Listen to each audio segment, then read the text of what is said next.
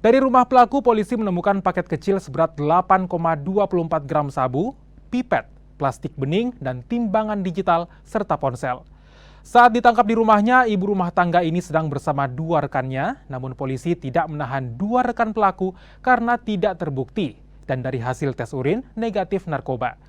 Meski pelaku mengaku bukan sebagai pengedar dan hanya pengguna narkoba, namun polisi tetap menahan pelaku dan masih melakukan penyelidikan untuk memastikan pelaku hanya sebagai pengguna atau pengedar sabu.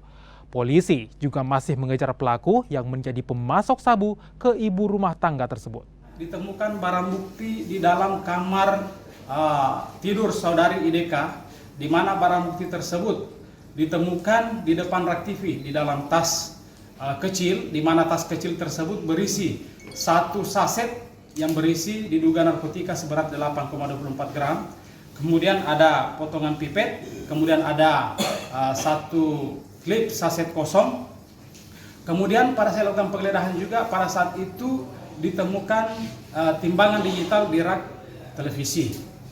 Kemudian pada saat itu pula tim kami langsung mengamankan handphone saudara IDK yang diduga digunakan untuk melakukan komunikasi.